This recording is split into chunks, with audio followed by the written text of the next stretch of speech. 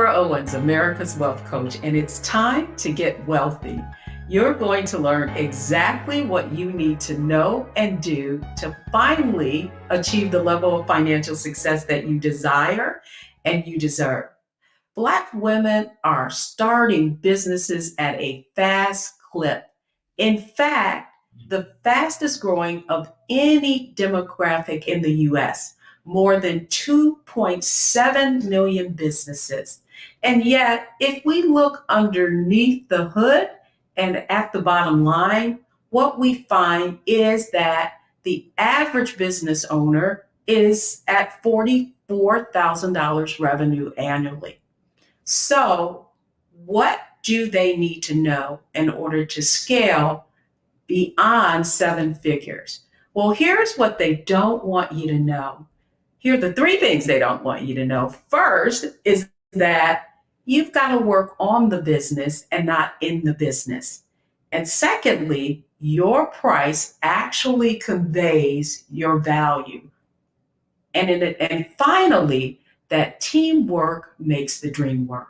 And that's why I'm excited to have a conversation with our next guest, because she is the media monetization mentor, and she's showing women how they can scale to seven figures and beyond.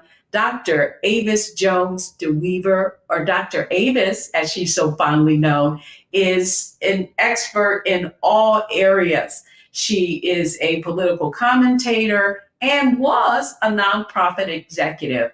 And it's when she shifted from a nonprofit to an entrepreneur that she herself was able to scale and build a seven-figure business. And that's why I'm so excited to have her on Get Wealthy today. So welcome to our program, Dr. A. Well, I wanted to have a conversation with you today around this whole issue. I mean, numbers don't lie, right? And that is that Black women are starting businesses, but far too many of them are able to really create a sustainable business. So I want to start there with why you knew you had to make this shift to an entrepreneur and what you learned. Well, honestly, I am a second generation entrepreneur. My father was a business owner even years before I was born. And so I grew up sort of watching him live his dream and admiring that. But it really wasn't until I made the shift, as you mentioned, from nonprofit executive, where I kind of left a job for the first time in my life without having that next job set up, that I took the leap to start my own business. And it was my way of not only living that dream of emulating my father in that way, but actually continuing to do work that actually meant something deeply to me. And so it was really about me literally following that sort of yearning inside of me to do work that's meaningful, to make a difference on people's lives, but at the same time, create for myself an opportunity that literally has no limits. And to me, that is really the beauty of entrepreneurship. You're not limited by others' perceptions of your value, of, how much you should get this year versus next year. Literally, if you make the decision, you can make twice as much next year as you made this year and beyond. So that to me was very exciting. And that's really why I went down this path, and I could never imagine going back. So, I love the way you frame that there is no limits, because one of the other side of that coin is what is the catalyst for so many Black women starting businesses. And interestingly enough, a recent study by UBS, United Bank of Switzerland, really looked at high net worth multicultural individuals. High net worth meaning people with investable assets of $1 million and more or more. And one of the things that they found for Black women specifically is that many of them didn't necessarily weren't full entrepreneurs, but they had some business income, right? Which means, we have these side hustles going on. And so I guess the question becomes, why do you think that is? I think that it's a multifaceted answer to that question. Number one, Black women are very committed to the workplace. So I'm not surprised that a large number of them had their businesses as a side hustle. We, quite frankly, are the leading demographic of women who are participants in the labor force. There's no woman in America that's more likely to work than Black women. And the reality is that we've always been in this labor force before they were calculating this data, right? We've been the American labor force forever. So we know what it's like to work. But we also understand that we're not necessarily being treated fairly in those spaces. We understand that we face not only a gendered wage gap, we face a race and gendered wage gap that leaves us even further behind, especially this year. It's really disturbing to see that number take a horrible plunge, where we're only now calculated to make about 58 cents to the dollar of the typical white male in the labor market. And so we see that we're not getting paid fairly. We get that we are committed to the workplace, that we're working, that we're ambitious, that we want to get that next promotion, yet we oftentimes see other people get promoted over us when we believe that we're doing a lot of the work that they are taking credit for. There are so many reasons in the toxic environments like that, oftentimes, that we feel like we cannot leave our entire future in the hands of this organization that we know is not treating us fairly. And so a lot of us are looking into entrepreneurship either as a side hustle or eventually as something that we will do full time, as a way to really get properly compensated for our genius and for our work effort in a way that we, quite frankly, are not actually receiving when we're in exclusively a traditional work environment. Woo! Now that was a lot, but it is a lot, right? Yes. From one Black woman to another. Absolutely. So what I really want us to focus on in our conversation with you today is, what is the solution? So on Get Wealthy, we have a framework that we use for financial success. And I want to put those solutions in that framework of mindset, strategy, and execution. Mm-hmm. So let's start at mindset, because I really feel like you are a great example of someone who made a shift in mindset from entrepreneur, from like a nonprofit entrepreneur to CEO. So the question I have for you is, in order for Black women to go beyond that, being a side hustle, and truly scale their business, what kind of mindset shift do they need to make to be successful? That's an excellent question. I really think that the first mindset shift you need to make is this idea that you deserve more. I mean, literally, if you're watching this right now, just repeat out loud, I deserve more. I mean, I think that's really a fundamental thing that we have to embrace as Black women. Just think about it. Culturally, we are so attuned with everybody else's needs. We are there as wives, we're there as mothers, we're there as sisters and daughters, taking care of elders. We really focus our lives on taking care of other people.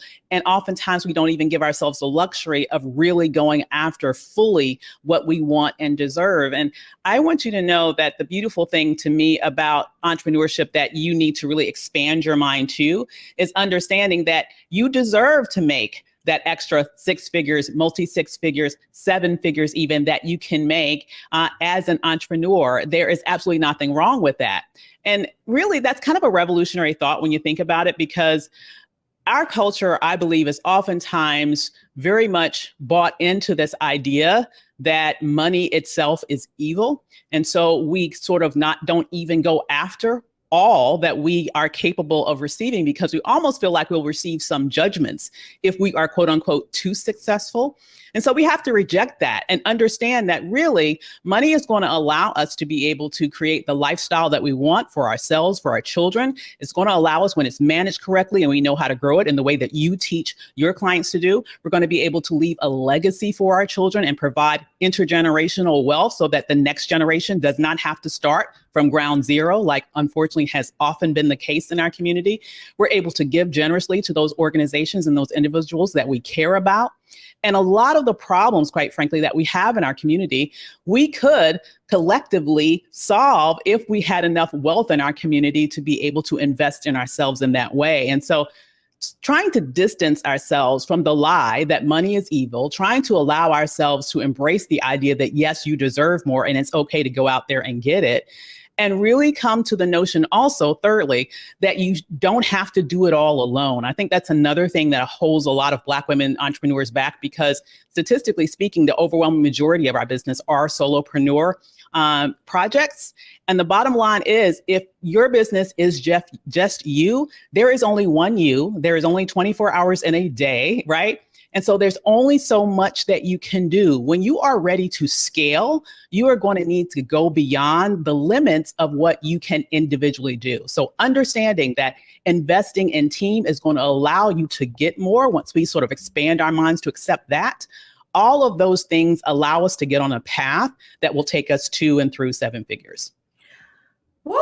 I thought about Beyonce's Church Girl and a lot of the controversy that's going on about that. And so part of it is those beliefs that we hold, and, that even our circle, right, cheers on that behavior.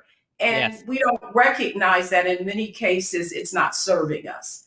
And so, I love the way you frame that, because those limited beliefs, I believe, is why that number is where it is in terms of average revenues. And I do think you touched on another part of it, and that is that it takes teamwork. Absolutely. Right? And I think so often for Black women specifically, we are so accustomed to doing everything in our own strength that we haven't made that shift. We don't understand that it's not the how, it's the who. Boom. And in order for us to really be able to accelerate, right, our financial growth and truly be not a solopreneur, but a CEO, that what is required is for us to give up the reins. So, I hope our folks are enjoying this, because when we come back, I want to go to the next part of that success framework, and it is strategy. So folks, don't go anywhere. I hope you're enjoying my conversation with Dr. Avis, the media monetization mentor. Don't go anywhere. We'll be right back.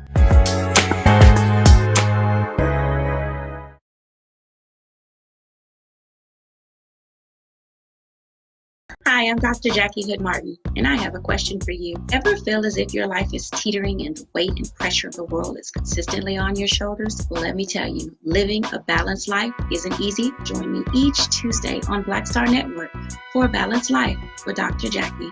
We'll laugh together, cry together, pull ourselves together, and cheer each other on. So join me for new shows each Tuesday on Black Star Network, A Balanced Life with Dr. Jackie.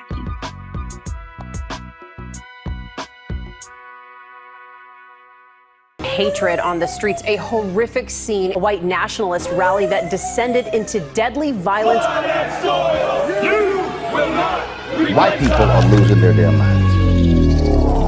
As an angry pro-Trump mob storms the U.S. Capitol, we're about to see the rise of what I call white minority resistance. We have seen white folks in this country who simply cannot tolerate Black folks voting. I think what we're seeing is the inevitable result of violent denial. This is part of American history. Every time that people of color have made progress, whether real or symbolic, there has been what Carol Anderson at Emory University calls white rage as a backlash. This is the rise of the Proud Boys and the Boogaloo Boys. America, there's going to be more of this. Here's all the Proud Boys, guys. This country is getting increasingly racist in its behaviors and its attitudes because of the fear of white people. The fear that they're taking our jobs, they're taking our resources, they're taking our women. This is white fear.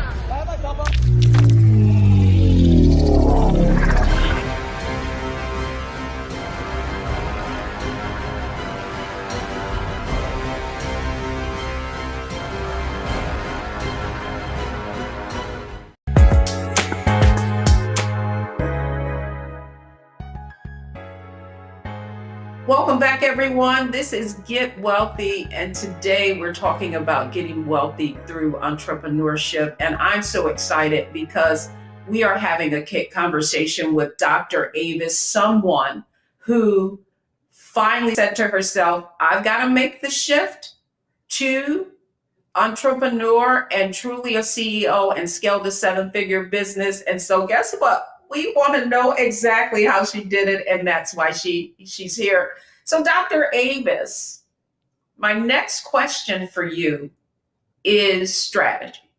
Yes. Right. So I know that our audience is listening to us and they're wondering, wow, seven figures. Can I even scale to six? I'm only at 44,000. I have barely made six. And so I want to talk about from your own experience as someone, and that's why I love having this conversation, because you're someone that's done it yourself, not, sitting here, talking about this is what you could do. So I want to get a little personal with you. Okay. Yeah. So in terms of strategy, here you are, this nonprofit executive. I mean, we see you in the media, girl, talking about politics and everything, and you're successful. And yet you knew that there was more for you. So what strategy did you take to accelerate your own business? I think it's important for people to understand that if you're at 44,000 today, or even less than that, understand that you don't have to be there next year or the year after that or the year after that. You can greatly grow your business. And I found for me, what really helped me to take a quantum leap in my revenue generation was focus. Focus. One of the biggest mistakes that I find with a lot of the entrepreneurs that I work with is that they are doing a lot of different things. Like I wouldn't say they're the master of all trades, but they are, for example, focusing on a lot of different things in their business. And they're trying to sell this and that and this and that and this. And I focus primarily with service professionals, by the way. And what I have found to be most successful for me and what I teach my clients to do, which has led to great revenue leaps with them, is to really hone your focus on one primary high ticket offer. It's so much easier to make huge revenue leaps when you are selling something at a much higher price point. So just for example, think if you're selling something a service, for example, that costs at least $10,000 for a company or another person to access, you only need to sell 10 of those to make $100,000. Now, if you're selling stuff that's like $100 each, okay, now we're going to have to sell significantly more, right? About 1,000 of those to get $100,000. So just the issue of making sure that you are positioning yourself as someone who is elite in your field, make sure that you can get great results for the people that you are working with, and then price yourself appropriately. When you get those things together, then you are able to make huge revenue leaps in your business when you focus on that one thing. One of the things I often like to say is that you don't need to sell 1 million things to make $1 million. You just need to have one well-priced, well-positioned, high-ticket offer that you can offer to the right audience. And with that, you can ride that one offer to six figures, to multi-six figures, to seven and more. It is possible, but you have to make sure that you are valuing your genius at the level that it's deserved to be valued. Well, it's really interesting that you said that, because I was at a conference speaking to financial advisors, and typically what we don't realize is that our own limiting beliefs can be, it is sometimes what we're marketing or conveying. And you said something that's critical that I want to make sure this audience gets, and that is your price conveys the value. Oh my right? God. And so, right? Oh my God, so much. And let me just say, this is one of the areas that I find particularly that Black women have hangups on. And I almost feel like it's because of the trauma that we've experienced. Not even almost, I will go ahead and claim it. I believe it is because of the trauma that we have experienced in this labor market of being perpetually underpaid, literally, for centuries, and not paid at all for centuries, for example, that we really don't really get the value of our genius and what we have to offer. And even when we do, we are afraid to claim it because we assume no one will pay it. And what we are then doing is we are sabotaging our own success from the beginning. Like I shared at the beginning of this program, we know that we're going to face wage discrimination in the workplace. That's nothing new. What's the biggest tragedy is to have your own business and underpay your damn self, right? That to me is the biggest tragedy.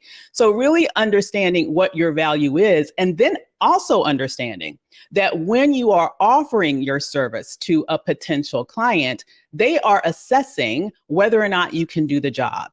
And fairly or not fairly, people associate price with quality. That is a fact. You will never walk into a Walmart expecting to find a Chanel purse. You know what you're going for when you get there, okay?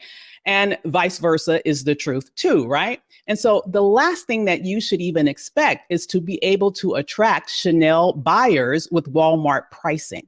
Okay, if you price yourself too lowly, people who are more than capable to pay more for what you offer will out of hand dismiss you because they will assume that you are not good at what you do, even though you may be better than someone that they are willing to pay twice as much, 3 times as much, 4 times as much for the same thing. And so what I really find, and what's most frustrating to me, is that when I meet someone who I know has the goods, who I know can deliver, who I know has all the things that one needs in order to price themselves at an elite level, but still they are attached to that Walmart pricing because they're afraid to ask for what they deserve. What they really don't understand is that they are undermining their own success in the process. This is not about getting your foot in the door. This is about finding those clients who look for quality and make sure that you position yourself in a way such that they can have access to you and they actually go ahead and become your client because they believe that you can deliver based not only on your credentials, based not only on the quality of what you do, but also on the pricing that conveys the elite status of what you have to offer. Well, you know, it's so interesting you say that because I believe, and the reason I wanted to get into the whole conversation around price conveys value is because I believe so many entrepreneurs are focused on time, right? Yes. Time versus impact. And so they're pricing themselves based on the time that they're spending, let's just say, with someone versus the impact or the return on that investment. So, you know, case in point, because I do want to go back to results, because I do think there is a part of this whole conversation that we're hearing about entrepreneurship. You need your 7 streams of income, you know what I mean? And, you know, you go and take a course and then all of a sudden you're the expert in it. And that people are kind of put off by that, right? Yep. And so I wanted to talk to you a little bit about, in terms of strategy, just what is something that an entrepreneur who's saying, oh my goodness, they're absolutely right. I'm not pricing myself correctly. And so in order for them to determine what their pricing should be, right?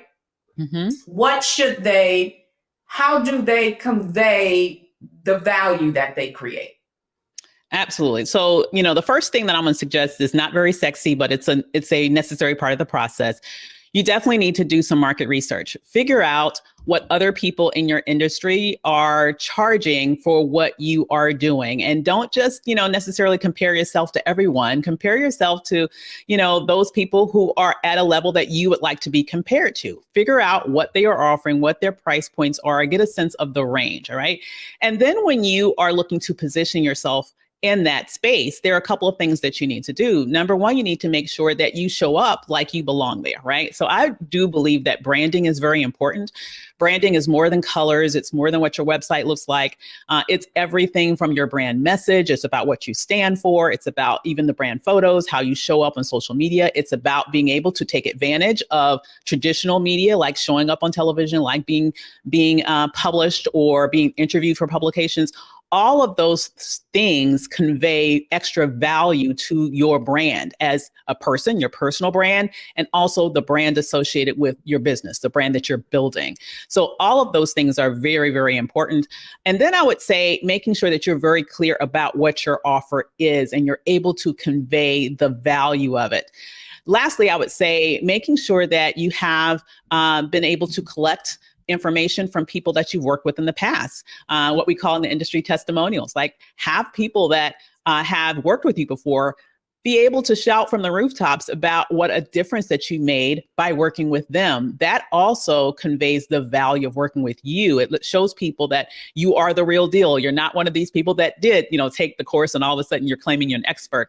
You actually have the receipts, as Whitney Houston would say. So make sure that you have those things in place at minimum. And that allows you to be able to confidently charge what you deserve because you know that you are competitive in the field.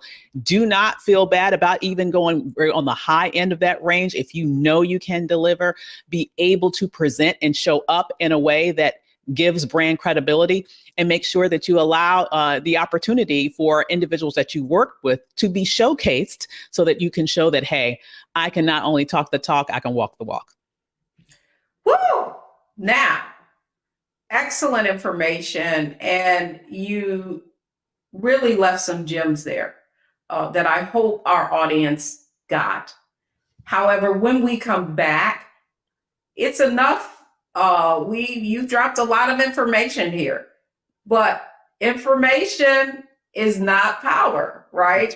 Applied is. So when we come back, I want to go to the next part of our framework, which is execution. If you're listening to this and it's resonating with you and you're saying, oh my goodness, I check all the boxes. Let's talk about what you need to do to really up level and take your maybe side hustle to the next level. That's what we'll be covering when we come back.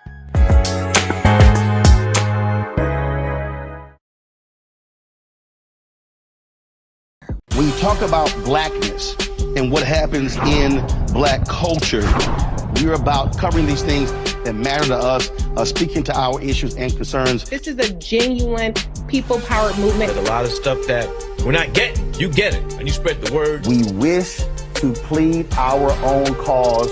Too long have others spoken for us. We cannot tell our own story if we can't pay for it. This is about covering us. Invest in Black-owned media. Your dollars matter.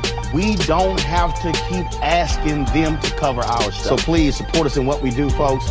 We want to hit 2,000 people, $50 this month, raise $100,000. We're behind 100,000, so we want to hit that. Y'all money makes this possible.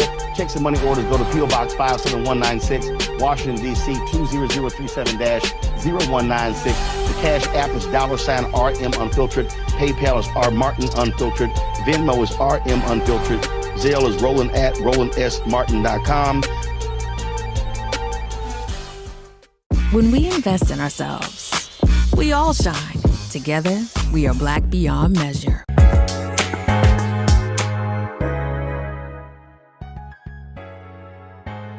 Hope you are enjoying our conversation on Get Wealthy today. And it's all about you being able to scale your business and shift from that solopreneur to a CEO. We've covered mindset, and that's the shift that you need to make, really saying, I deserve it.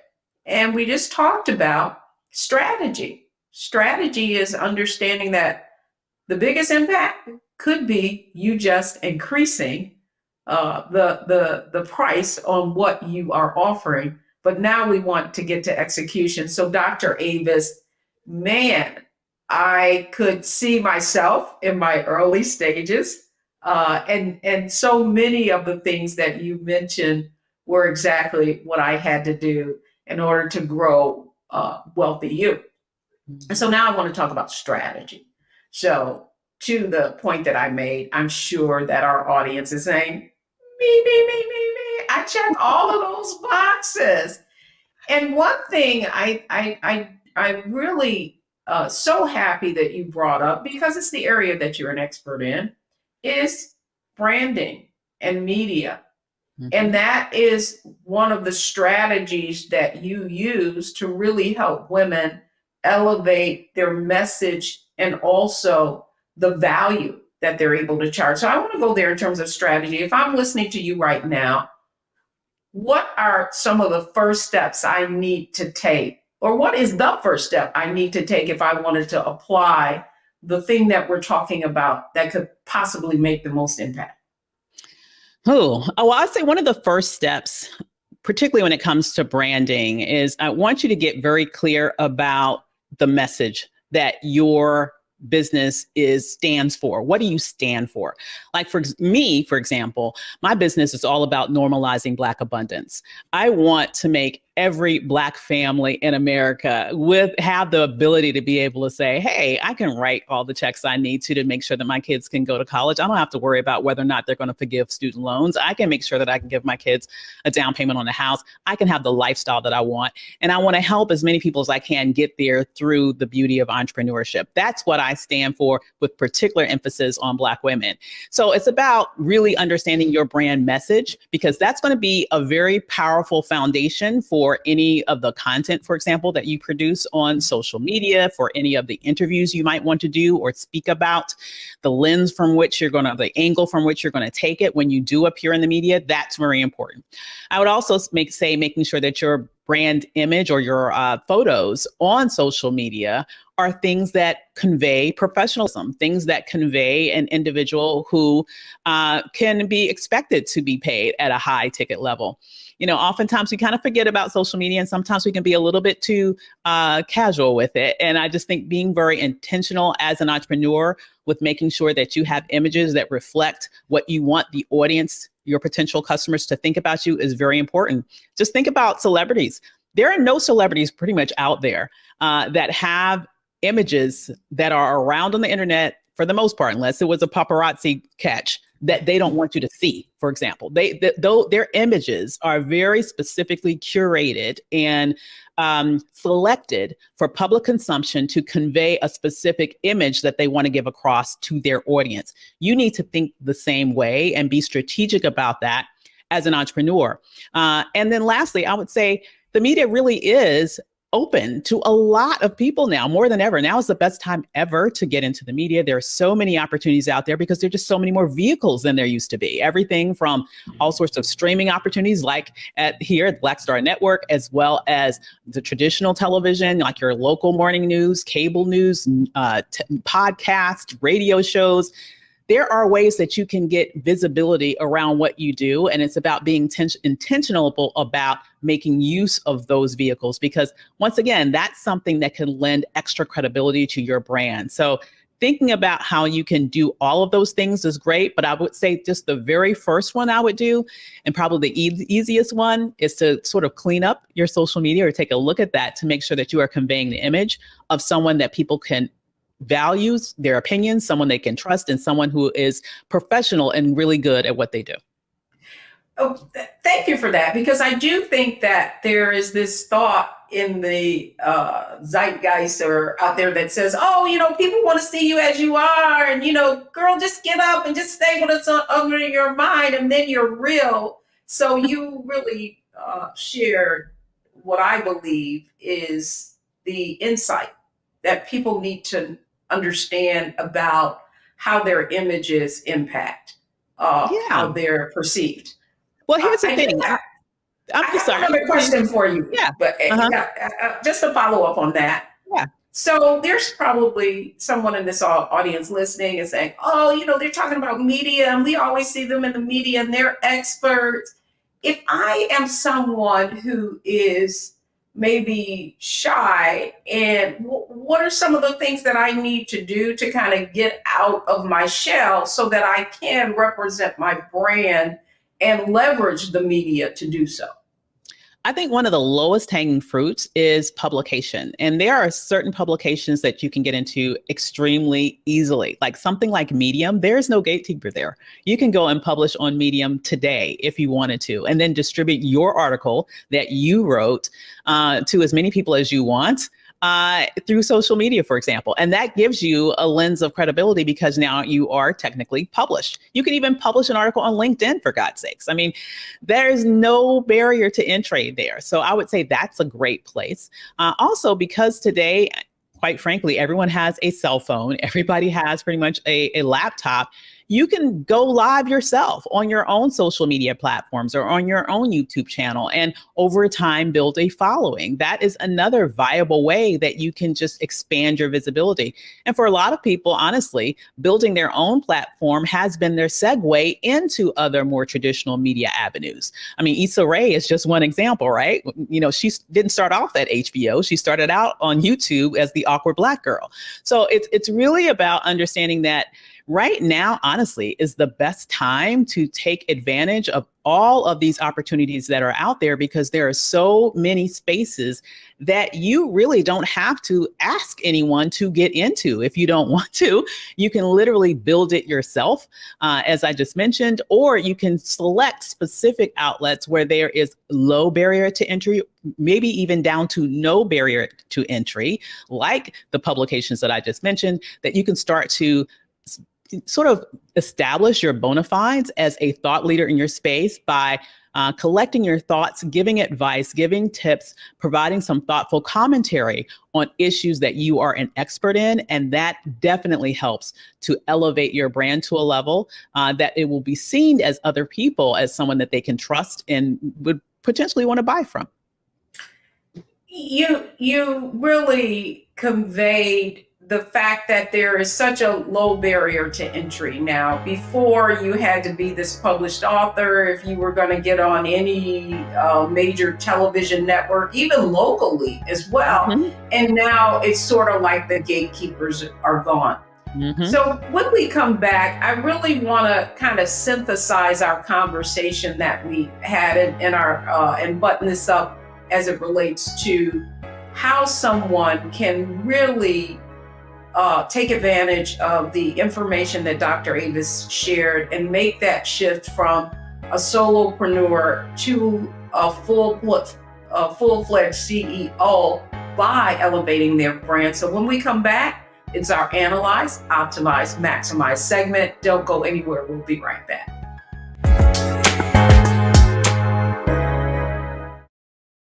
Hatred on the streets, a horrific scene, a white nationalist rally that descended into deadly violence.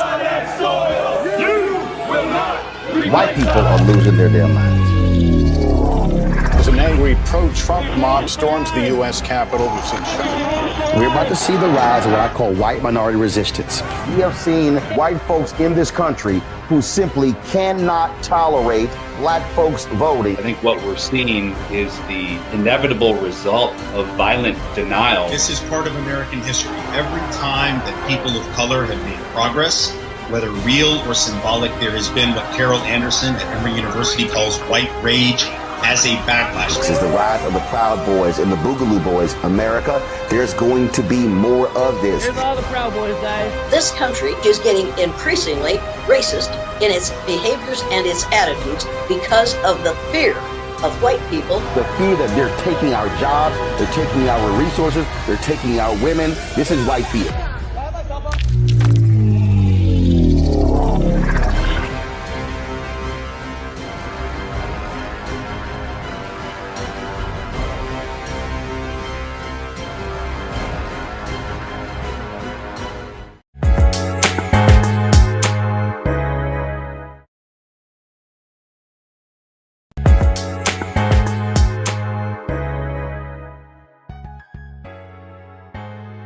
Welcome back, everyone. I'm Deborah Owens, America's Wealth Coach, and I'm glad and I hope you've been enjoying our conversation with Dr. Avis today, all about helping you move from that side hustle to a full-fledged CEO. And so now it's time for our Analyze, Optimize, Maximize segment. And Dr. Avis, this is really designed for us to have people have like a snapshot, a takeaway. Right. And so we covered a lot in mindset, strategy, execution. So if I'm going to take this information specifically, based on what we just said, how do I need to figure out first, how do I analyze what we've just said today and apply it to my own individual opportunity? So what would you say to our audience? I would say the first thing is to figure out, particularly if you're a service-based entrepreneur, that honestly, that is my specialty, then you need to figure out what is that one valuable high-ticket offer that you can develop that specifically systematizes your knowledge in a particular area to give an individual or organizations a particular result. If you're a consultant, if you're a coach, if you're someone that makes money from your knowledge, you can figure out what is something that you can offer at a high ticket level and then sell. Okay, so that's number one. You have to have something to sell. And then I also want you to know that once you've gotten to that place where you are making consistent revenue, now it's time to think about maximizing your ability to scale. And the best way to do that is to bring on some additional team members. I oftentimes suggest that you can just start with just one hire, an assistant, a virtual assistant, or a personal assistant, someone that can take some of those administrative tasks off your hands so that you can focus on those revenue generating activities. When you do that, you'll be able to make more money. And as you do that, you can be able to grow your team so you can even scale even higher. That's important to know.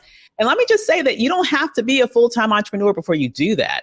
I've had several clients who've been able to have six-figure and multi-six-figure side hustles, but they've been able to do that because they haven't tried to do everything themselves. They had to take the chance and believe in their dream enough to be able to at least bring on a little bit of help to get those things off of their shoulders that has to be done, but does not have to be done by them, so that they can focus on their zone of genius and in the process, bring in more revenue to the company. And then lastly, I would just say, make sure that you get out there and be known. I mean, the bottom line is if nobody knows you're in business, you are not in business. So you have to make sure that you are marketing yourself every day.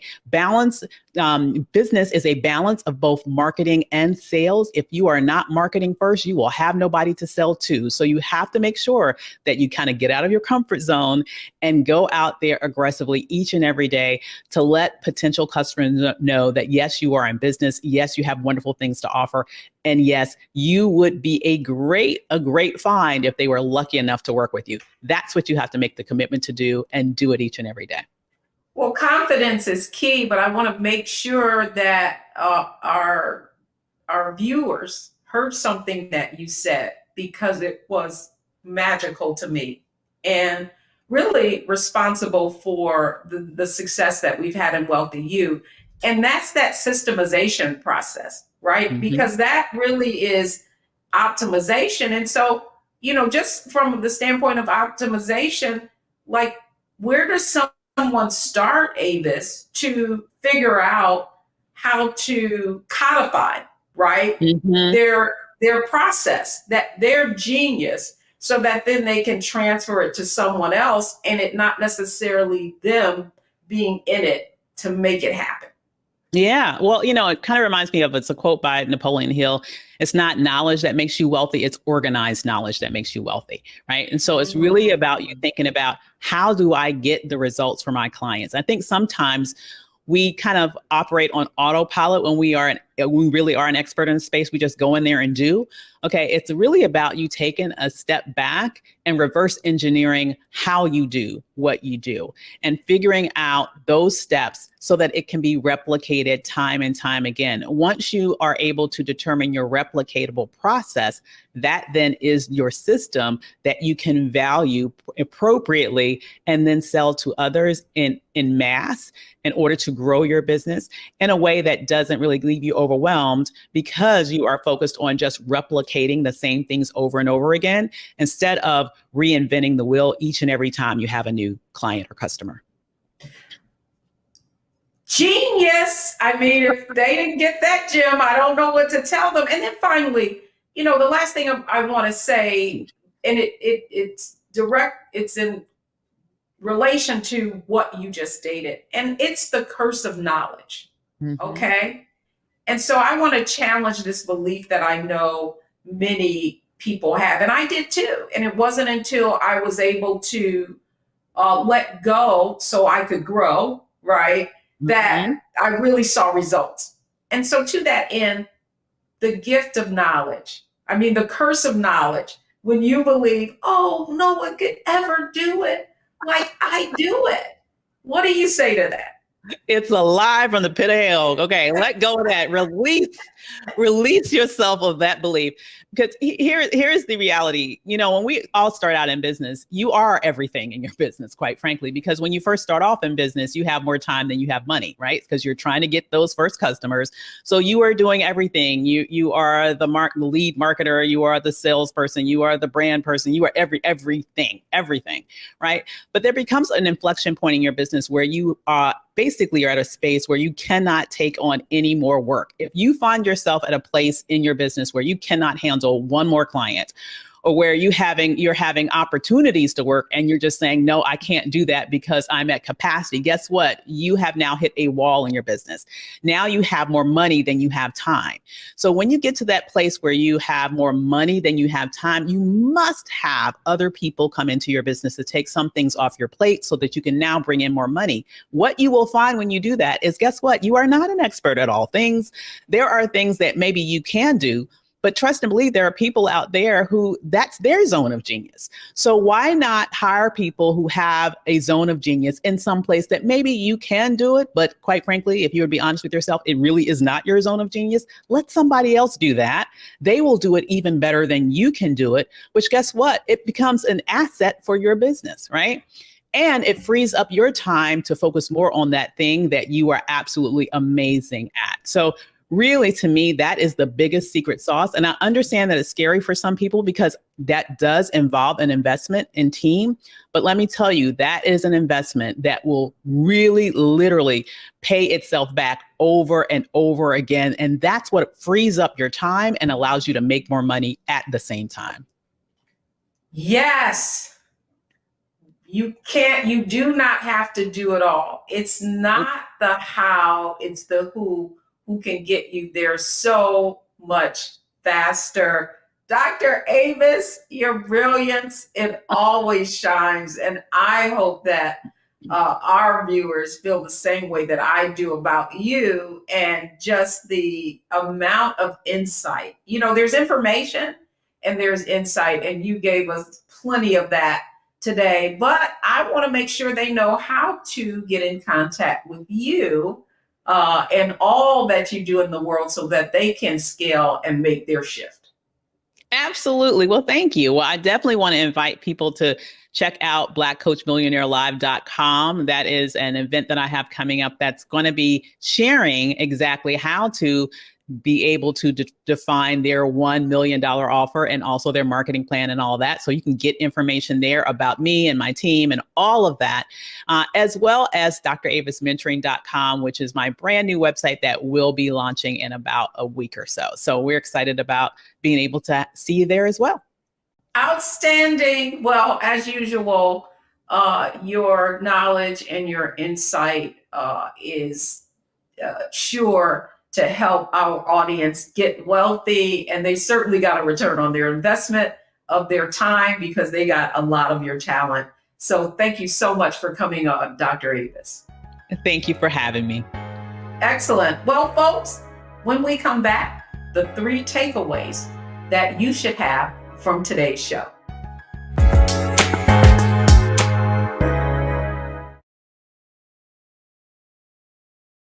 Hi, I'm Dr. Jackie Hood Martin, and I have a question for you. Ever feel as if your life is teetering and the weight and pressure of the world is consistently on your shoulders? Well, let me tell you, living a balanced life isn't easy. Join me each Tuesday on Black Star Network for A Balanced Life with Dr. Jackie. We'll laugh together, cry together, pull ourselves together, and cheer each other on. So join me for new shows each Tuesday on Black Star Network, A Balanced Life with Dr. Jackie.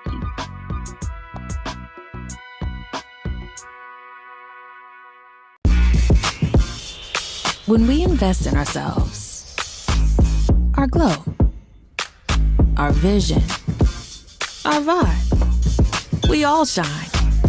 Together, we are Black beyond measure.